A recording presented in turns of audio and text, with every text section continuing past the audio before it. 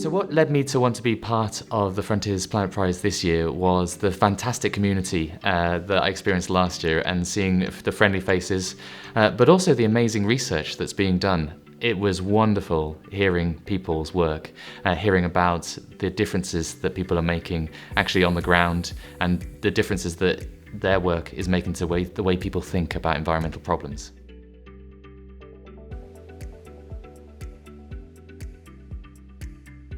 I think the future research for planetary science really has to go towards keeping pace with the impacts of climate change, the impacts of biodiversity, the stresses that we're seeing around the world, and also addressing what communities and people are experiencing from that.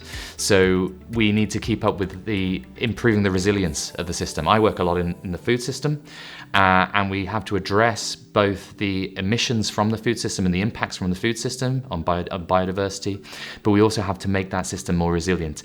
And the world that we're moving into is quite scary in terms of the impacts on the food system from climate extremes, but also really exciting in that once we make the changes that we know we need to make anyway, so I'm talking things like plant-based diets, reductions in food waste, changing the ways we produce food, it'll also be much more resilient for our societies. It'll be better for our health, better for nature, it will be better to absorb floodwaters, storm surges, climate extremes. We'll have fewer diseases that come from climate changes and come from animal agriculture especially.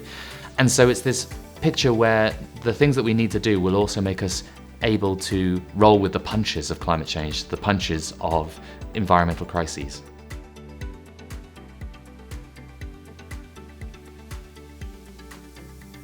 So the message I'd have for the Planetary Prize community is that every action matters, every decision matters, all of our work matters. We are at a crucial time in humanity, in the planet's history, and all of the work that we are doing and translating that work to society, to policymakers around the world is absolutely vital.